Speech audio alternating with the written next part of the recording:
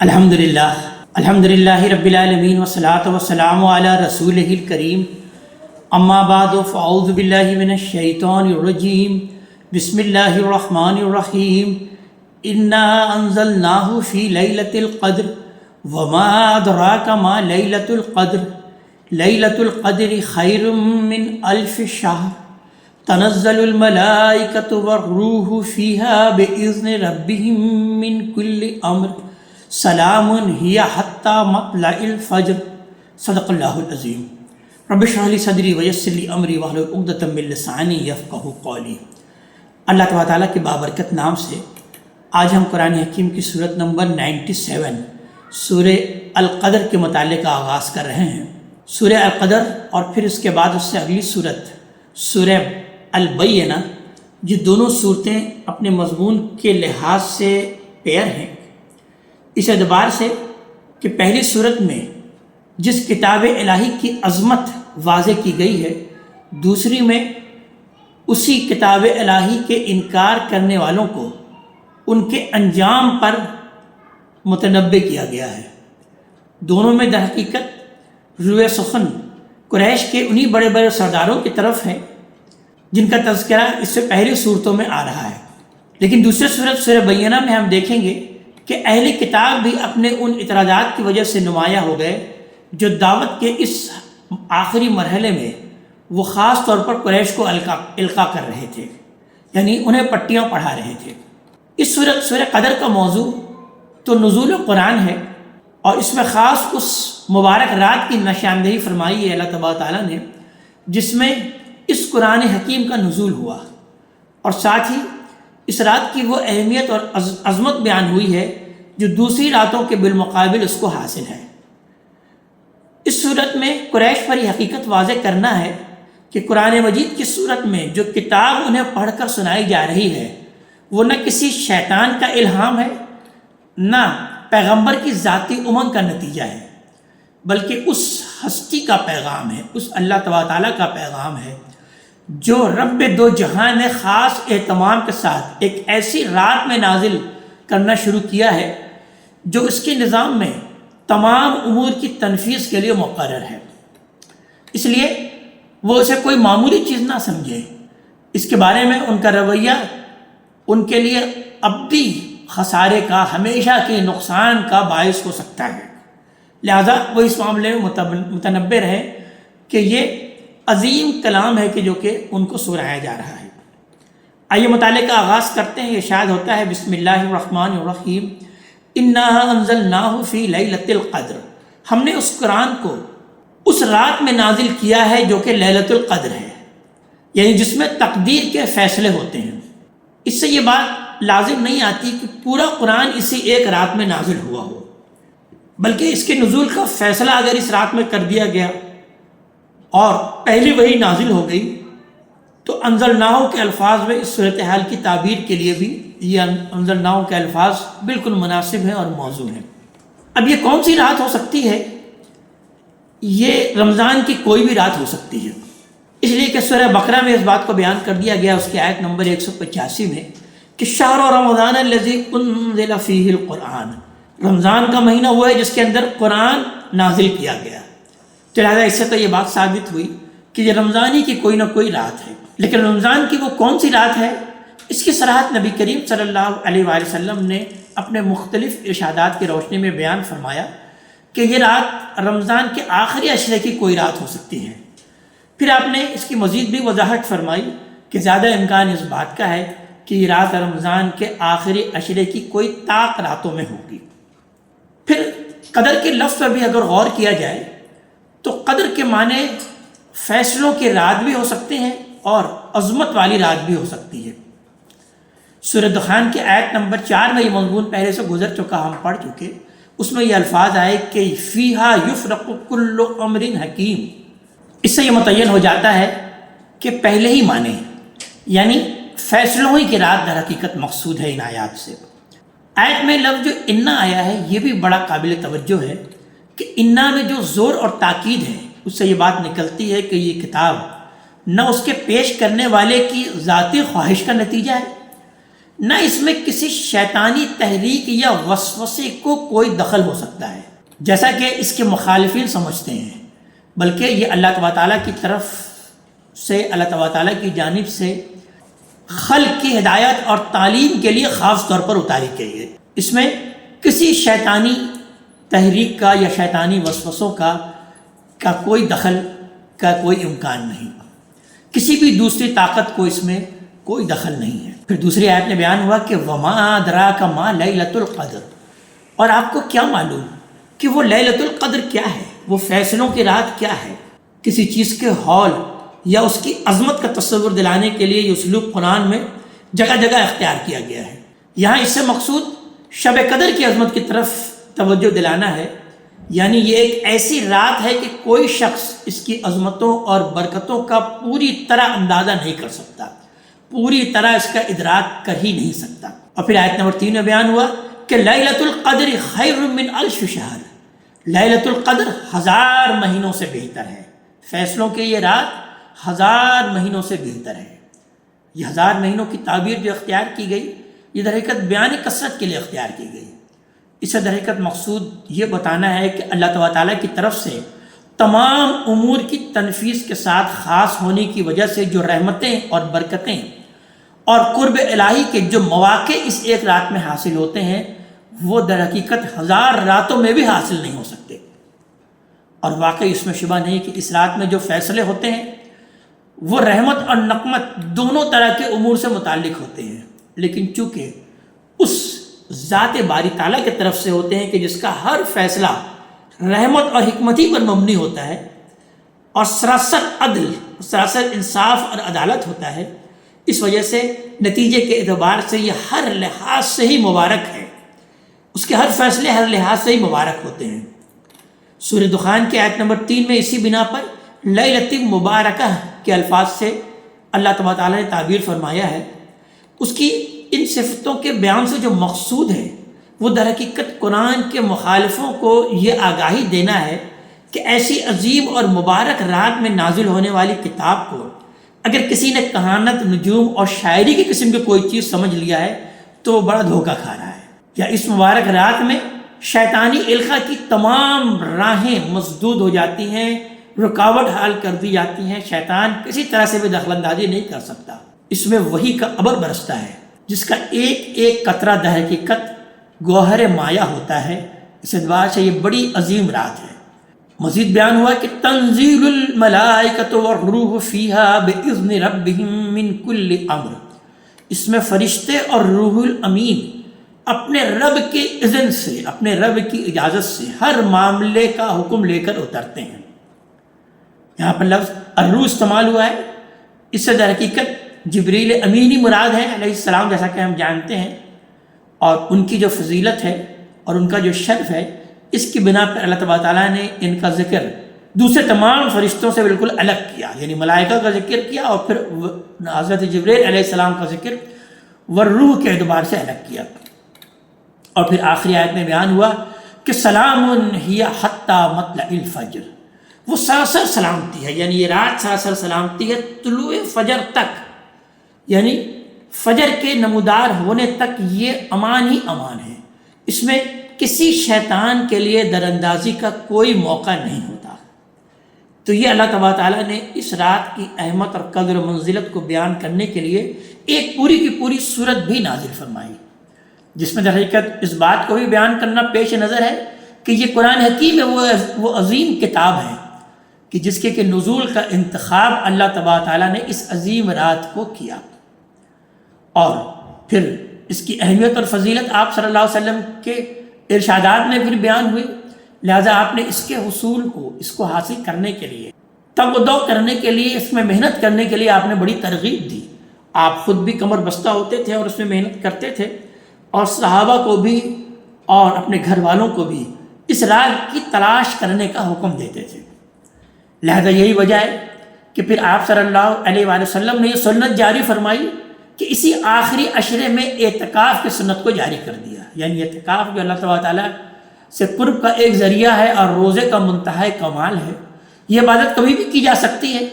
لیکن خاص طور پر پھر آپ نے یہ سنت جاری فرمائی کہ یہ خاص طور پر اس آخری عشرے میں اعتکاف کیا جائے تاکہ اس رات کے حصول یقینی ہو جائے۔ چونکہ یہ آخری عشرے میں یہ رات آتی ہے کہ اس کے حصول کو یقینی بنانے کے لیے نبی کریم صلی اللہ علیہ وسلم نے یہ عمل جاری فرمایا۔ تو ہمیں بھی چاہیے کہ ہم اس رات کے حصول کے لیے تگ و دو کریں، محنت کریں اور اس کو پا لینے کی صحیح کریں کہ یہ بڑی عظیم رات ہے۔ اب آئیے دوسری صورت سورہ بینہ کی جانب۔ جیسا کہ عرض کیا جا چکا ہے کہ یہ دونوں صورتیں یعنی قدر اور بینہ اپنے مضمون کے لحاظ سے پیر ہیں، اور ابھی ہم نے عرض کیا کہ سورہ قدر در حقیقت اللہ تعالیٰ کی جس کتاب کی عظمت کو واضح کرتی ہے، تو سورہ بینہ انہی کے منکروں کو، اس کتاب کے منکروں کو ان کے انجام پر وارن کرتی ہے، وہ ان کے انجام پر خبردار کرتی ہے۔ سورہ بینہ کا موضوع اگر غور کیا جائے تو قریش اور اہل کتاب دونوں کو وارن کرنا ہے کہ ان کا یہ مطالبہ انتہائی لغو اور بے بنیاد ہے کہ قرآن کی بجائے ایک ایسی کتاب آنی چاہیے جسے اللہ کا کوئی فرشتہ آسمان سے لے کر ان کے لیے پڑھتا ہوا اترے۔ وہ اس روش پر قائم رہے تو خبردار ہو جائیں کہ وہ بہت جلد جہنم کا ایندھن بن جائیں گے۔ یعنی سابقہ صورت سورہ قدر میں قرآن کی عظمت بیان ہوئی تھی، اور اس میں یہ واضح فرمایا گیا ہے کہ اہل کتاب اور مشرکین دونوں گڑھ جوڑ کر کے اس وقت قرآن کی تکذیب کے لیے جو اٹھ کھڑے ہوئے ہیں، قرآن کو جھٹلانے کے لیے جو اٹھ کھڑے ہوئے ہیں، اس کی وجہ یہ نہیں ہے کہ قرآن کے متعلق انہیں کوئی واقعی شک ہے، بلکہ اس کا سبب محض ان کا استکبار، ان کا تکبر، ان کا غرور، ان کی حد درمی اور ان کی ضد ہے۔ وہ ظاہر تو یہ کر رہے ہیں کہ اگر ان کو کوئی کھلی ہوئی نشانی دکھا دی جائے تو وہ اس کو مان لیں گے، لیکن یہ محض ان کا فریب ہے۔ کوئی بڑے سے بڑا معجزہ بھی ان کو قائل کرنے والا نہیں بن سکتا۔ آئیے مطالعے کا آغاز کرتے ہیں۔ ارشاد ہوتا ہے بسم اللہ الرحمن الرحیم، لم یکن الذین کفروا من اہل الکتاب والمشرکین، اہل کتاب اور مشرکین میں سے جن لوگوں نے بھی انکار کیا ہے، یعنی قرآن کا انکار کیا ہے۔ اہل کتاب اور مشرکین یہاں جو لفظ استعمال ہوا ہے، یہ لفظ جب قرآن میں اس طریقے سے آتا ہے تو در حقیقت مشرکین قریش کے لیے یہ خاص ہوتا ہے، وہی مراد ہوتے ہیں۔ اس سے دنیا کے تمام مشرکین نہیں سمجھنا چاہیے۔ اسی طرح اہل کتاب بھی اس میں تمام شامل نہیں ہوتے، اور اگرچہ اہل کتاب شرک بھی کر رہے ہوتے ہیں لیکن ان مشرکین میں اہل کتاب شامل نہیں ہوتے۔ پھر یہ مزید وضاحت بھی ہے کہ اہل کتاب اور مشرکین میں سے صرف وہ لوگ مراد ہیں جنہوں نے اندھے بہرے ہو کر قرآن کا انکار کر دیا۔ ان میں سے جو لوگ اسلام نہیں لائے مگر حق طلبی کے جذبے سے بات سنتے رہے، درحقیقت وہ مراد نہیں۔ آگے بیان ہوا منفکین، وہ اپنے ضد سے باز آنے والے نہیں ہیں، یعنی لم یکن الذین کفروا من اہل الکتاب والمشرکین، اہل کتاب اور مشرکین میں سے جن لوگوں نے قرآن کا انکار کیا ہے، منفکین، وہ اپنے ضد سے باز آنے والے نہیں ہیں، حتی تأتیہم البینہ، یہاں تک کہ ان کی خواہش کے مطابق واضح نشانی ان کے پاس آ جائے۔ اور وہ خواہش کیا ہے؟ رسول من اللہ یتلو صحفا مطہرہ، اللہ تبارک تعالیٰ کی طرف سے ایک ایسا رسول جو اچھوتے اوراق تلاوت کرتا ہوا آسمان سے اترے، فیہا کتب قیمہ، جن میں ان کے لیے صاف ہدایتیں لکھی ہوئی ہوں، صاف باتیں واضح طور پر لکھی ہوئی ہوں۔ یعنی ایمان لانے کے لیے مطالبہ کرتے ہیں کہ یہ پیغمبر اور یہ قرآن نہیں، بلکہ ان کی جگہ ایک ایسا فرشتہ آنا چاہیے جس کے پاس ایسے اوراق ہوں جنہیں اس سے پہلے کسی جن اور بشر نے ہاتھ نہ لگایا ہو، وہ انہیں تلاوت کرتا ہوا اترے، اس میں تورات کے الواح کی طرح چند متعین احکام ہمارے لیے لکھے ہوئے ہوں۔ یعنی اس طرح کی کوئی کتاب، کوئی فرستادہ ان کے سامنے لے کر آئے۔ یہ معجزہ کا در حقیقت وہ مطالبہ کر رہے تھے کہ یہ معجزہ جب ہم اپنے آنکھوں سے دیکھیں گے تو ایمان لائے ہیں، یعنی اور جس کے اندر پھر واضح حکم بھی موجود ہو۔ یعنی قرآن میں جس طرح کی غیر متعلق باتیں ہمیں سنائی جا رہی وہ ہم سننا نہیں چاہتے بقول ان کے، یعنی ہمیں تو اس طرح سے کوئی فرشتہ آسمان سے آئے، کوئی فرستادہ آسمان سے آئے جو واضح حکم لے کر اترے، کہ اس طرح کا معجزہ ہمیں دکھایا جائے۔ لہذا اللہ تبارک تعالیٰ پھر آیت نمبر 4 میں بیان فرماتے ہیں کہ وَمَا تَفَرَّقَ الَّذِينَ أُوتُوا الْكِتَابَ إِلَّا مِن بَعْدِ مَا جَاءَتْهُمُ الْبَيِّنَةُ، حقیقت یہ ہے کہ اہل کتاب اس طرح کی واضح نشانی اپنے پاس آ جانے کے بعد ہی تفرقے میں پڑے۔ اس سے مراد در حقیقت تورات کے الواح ہیں جنہیں حضرت موسیٰ علیہ السلام جبل طور سے غیر معمولی معجزات کے ساتھ لے کر اترے۔ مطلب یہ ہے کہ جس چیز کا مطالبہ کر رہے ہیں وہ جب صدیوں پہلے اسی طریقے سے انہیں دی گئی تو اس کے ساتھ انہوں نے کیا معاملہ کیا، یہ سب کچھ دیکھنے کے بعد اس کے ساتھ وفاداری کا حق انہوں نے اس طرح ادا کیا کہ سامری کی شرارت سے متاثر ہو کر بچھڑے کو معبود بنا بیٹھے۔ یہ تمام انتشار اور اختلاف جو ان کے اندر دیکھتے ہو اسی واضح نشانی کے باوجود پیدا ہوا جس کا یہ مطالبہ کر رہے ہیں۔ آگے آیت نمبر 5 میں پھر ارشاد ہوتا ہے کہ وما امروا الا ليعبدوا اللہ، ان کو حکم یہی ہوا تھا کہ اللہ کی عبادت کریں، مخلصین لہ الدین، دین کو اس کے لیے خالص کرتے ہوئے، یعنی اطاعت کو اللہ تبارک تعالیٰ ہی کے لیے خالص کرتے ہوئے، حنفاء پوری یکسوئی کے ساتھ، وَيَقُومُوا الصَّلَاةَ وَيُؤْتُوا الزَّكَاةَ، اور مزید برا یہ کہ نماز قائم کریں اور زکوٰۃ ادا کریں، وَذَلِكَ الدِّينُ الْقَيِّمُ، یہی ہے سیدھا دین، یہی ہے سیدھی ملت کا دین، یعنی سیدھی ملت سے مراد در حقیقت دین ابراہیمی، ابراہیم علیہ السلام کی ملت۔ مطلب یہ ہے کہ یہی صاف ہدایتیں ہیں جو حضرت ابراہیم علیہ السلام کی خاندان کے دونوں شاخوں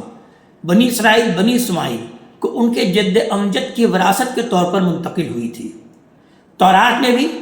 انہی کی تعلیم دی گئی ہے، اب قرآن نازل ہوا ہے تو وہ بھی انہی کی تلقین کر رہا ہے، یعنی یہ ایک ہی بات ہے، ایک ہی ہدایت ہے، یہی دین ہے کہ جو کہ بنی اسرائیل کو بھی دیا گیا، بنی اسماعیل کو بھی دیا گیا، سابقہ انبیاء کو بھی دیا گیا۔ تو یہ کس ہدایت کے منتظر ہیں اور کس طرح کے احکام چاہتے ہیں؟ اللہ کا دین تو ہمیشہ سے یہی رہا ہے، لیکن ان میں سے کون سی چیز ہے جس پر یہ قائم رہے؟ پہلے بھی یہ انہیں مل چکا ہے، لیکن کیا یہ اس پر قائم رہے، اس پر عمل کرتے رہے؟ جس تفرقے میں یہ پڑے ہوئے ہیں اس کی بدولت ان میں سے ایک ایک چیز انہوں نے ضائع کر دی ہے۔ ان کو بھی اللہ تبارک تعالیٰ کی طرف سے توحیدی کا حکم دیا گیا تھا کہ وہ اللہ ہی کی بندگی کرے، اسی کے لیے اطاعت کو خالص کر کے بالکل یکسو ہو کر اللہ تبارک تعالیٰ ہی کی عبادت کریں، لیکن انہوں نے دین کی یہ بنیادی تعلیم برباد کر دی۔ اپنے پیغمبر کی موجودگی میں انہوں نے ایک بچھڑے کی پرستش کی، جیسا کہ اس سے پہلے ہم پڑھ چکے سورہ طٰہٰ میں۔ عزیر علیہ السلام کو ابن اللہ بنا لیا، جیسا کہ ہم پڑھ چکے ہیں سورہ توبہ میں، اور اپنے علماء اور فقہ کو اربابا من دون اللہ بنا دیا، جیسے کہ ہم سورہ توبہ میں پڑھ چکے ہیں۔ جادو اور اعمال سفلیہ اختیار کر لیا، جیسا کہ ہم سورہ بقرہ میں پڑھ چکے ہیں، یہاں تک کہ دوسری قوموں کی بتوں کی بھی پوجا کی،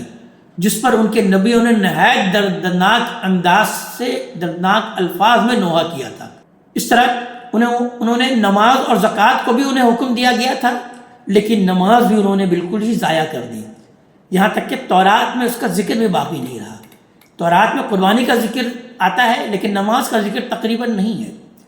یہی حال زکوٰۃ کا بھی ہے، رسمی طور پر تو وہ باقی رہے، لیکن اس کے اصلی حقدار فقراء اور غربا کی جگہ بنی لاوی کے علماء اور انہی کے فقہ بن گئے،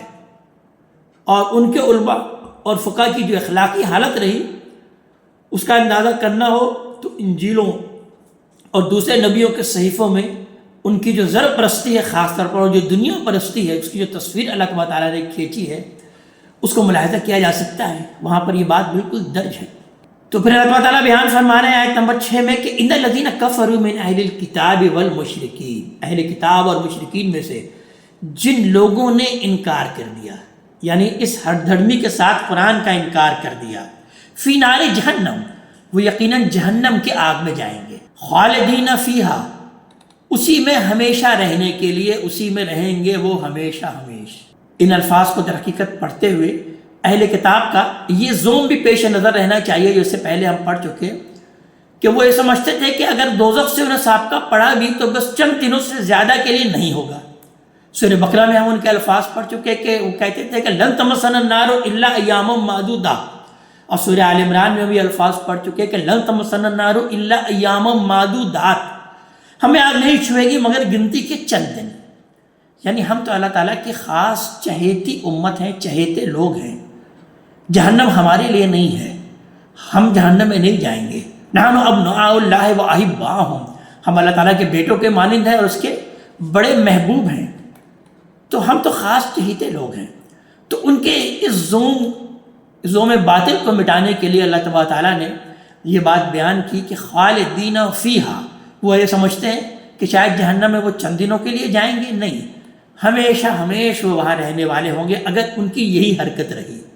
اور پھر مزید بیان ہوا کہ اولئک ہم شر البریہ، یہی بدترین مخلوق ہیں، بدترین خلائق ہیں۔ یہ در حقیقت ان مغروروں کے غرور پر ضرب لگائی جو ایمان لانے کے لیے صحیفوں کے براہ راست اترنے کی شرط لگاتے ہیں، پیغمبر کا استخفاف کرتے ہیں، مسلمانوں کو حقارت کی نظر سے دیکھتے ہیں، ان پر بھپتیاں چست کرتے ہیں اور اپنے آپ کو بڑی چیز سمجھتے ہیں۔ تو اللہ تبارک تعالیٰ نے ان کے اس غرور کو توڑنے کے لیے بیان کیا کہ اولئک ہم شر البریہ، یہی وہ لوگ ہیں جو کہ در حقیقت زمین میں بسنے والے بدترین مخلوق ہیں، بدترین خلائق ہیں۔ اور پھر آگے آیت نمبر 7 میں بیان ہوا کہ ان الذین آمنوا وعملوا الصالحات، اس کے برعکس کہ جو لوگ ایمان لائے اور انہوں نے نیک عمل کیے، اولئک ہم خیر البریہ، وہ بہترین خلائق ہیں، وہ بہترین مخلوق ہیں۔ یہ در حقیقت اللہ تبارک تعالیٰ کے ان بندوں کی سرفرازی کا بیان ہے کہ جو اس زمانے میں قریش کی ان بھکتیوں کا ہدف بنے ہوئے تھے۔ تو اللہ تبارک تعالیٰ نے فرمایا کہ اہل کتاب اور مشرکین کے مغروروں نے جو مطالبات کیے ہیں، انہوں نے اس طرح کا کوئی مطالبہ نہیں کیا جو ایمان لانے والے ہیں، وہ ایسا کوئی مطالبہ نہیں کرتے، بلکہ انہوں نے ایمان قبول کیا اور پورے انشراح صدر کے ساتھ عمل صالح کی روش اختیار کی، ایمان کے تقاضوں کو پورا کرتے رہے۔ تو لہٰذا اللہ تبارک تعالیٰ ان کے بارے میں بیان فرما رہے ہیں کہ وہ بہترین مخلوق ہیں، اولئک ہم خیر البریہ، کہ وہ بہترین خلائق ہیں۔ یعنی انسان کی قدر و قیمت مال اور اسباب اور خاندان اور نسب سے نہیں ہوتی، بلکہ اس کے عقلی اور اخلاقی اوصاف سے ہوتی ہے۔ جن کے اندر یہ اوصاف موجود ہیں، اللہ کے نزدیک وہی در حقیقت اشراف ہیں، وہی سعادات ہیں، اگرچہ وہ روم یا حبش کے غلام ہی کیوں نہ ہوں۔ اور جو ان اوصاف سے محروم ہیں وہ اللہ تبارک تعالیٰ کے نزدیک بدترین خلائق ہیں، اگرچہ وہ کرشی ہوں، وہ ہاشمی ہوں، وہ سادات ہی ہوں، لیکن جو ان اوصاف سے در حقیقت محروم ہیں، جو جان بوجھ کر حق کا انکار کر رہے ہیں، تو اللہ تبارک تعالیٰ بیان فرما رہے ہیں کہ وہ تو شر البریہ ہیں، جبکہ یہ اہل ایمان یہ بہترین مخلوق ہیں۔ اور مزید بیان ہو رہا ہے ان کے لیے کہ جزاؤہم عند ربہم جنات عدن، ان کا صلاح، ان کا بدلہ ان کے رب کے پاس ابد کے باغات ہیں، ہمیشگی کے باغات ہیں۔ وہ ان جنات میں، ان باغات میں ہوں گے کہ جو کہ ان کو ہمیشگی، جن میں انہیں ہمیشگی حاصل ہوگی، تجری من تحت الانہار، جن کے نیچے نہریں بہہ رہی ہوں گی، خالدین فیہا ابدا، اور وہ اس میں رہیں گے ہمیشہ ہمیش، ابد الآباد، ان کی زندگی کبھی ختم ہونے والی نہیں ہوگی۔ وہاں وہ لاکھوں سال یا کروڑوں سال یا اربوں سال نہیں ہوں گے، بلکہ لامتناہی زندگی، انفائنائٹ لائف کے وہ وہاں پر مزے اڑائیں گے۔ خالدین فیہا ابدا رضی اللہ عنہم ورضوا عنہ، اللہ ان سے راضی ہوا اور وہ اللہ تبارک تعالیٰ سے راضی ہوئے۔ ذالک لمن خشی ربہ، یہ بدلہ ہے، یہ صلاح ہے ان کے لیے جو اپنے رب سے ڈرتے رہے، یعنی اپنے رب سے بن دیکھے ڈرتے رہے۔ تو اللہ تبارک تعالیٰ بیان فرما رہے ہیں کہ یہ ان لوگوں کا بدلہ ہے، یعنی حق کو ماننے کے لیے حقائق کو آنکھوں سے دیکھنے پر اصرار نہیں کیا انہوں نے، بلکہ علم اور عقل سے بات کو سمجھا اور محض اسی بنیاد پر وہ اپنے رب سے ڈرتے رہے اور اپنے رب سے ڈرتے ہوئے انہوں نے زندگی بسر کی۔ تو در حقیقت اللہ تبارک تعالیٰ ان کو یہ بدلہ عطا کریں گے کہ ان کو ہمیشگی کے باغات عطا کریں گے، جس کے دامن میں ندیاں بہہ رہی ہوں گی، اس میں وہ ہمیشہ ہمیشہ رہنے والے ہوں گے۔ اور سب سے بڑی بات یہ ہے کہ اللہ تبارک تعالیٰ کی انہیں رضا حاصل ہوگی، رضی اللہ عنہم ورضوا عنہ، اللہ ان سے راضی ہوگا اور وہ اس سے راضی ہو جائیں گے۔ اور پھر اللہ تعالیٰ بیان فرما رہے ہیں کہ اصل میں یہ عظیم بادشاہی، یہ جنت کی عظیم نعمت در حقیقت صرف انہی کا بدلہ ہے جو در حقیقت بن دیکھے اللہ تبارک تعالیٰ کی خشیت اختیار کرتے ہیں، اللہ تبارک تعالیٰ سے ڈرتے رہتے ہیں۔ اللہ تبارک تعالیٰ ہمیں ان اوصاف کو حاصل کرنے کی توفیق عطا فرمائے اور ہمیں اس جنت کا حقدار بنائے۔ اللہ تبارک تعالیٰ ہمیں اپنے کلام کا فہم عطا فرمائے اور عمل کی توفیق عطا فرمائے۔ اقول قولی ھذا واستغفر اللہ لی ولکم ولسائر المسلمین والمسلمات۔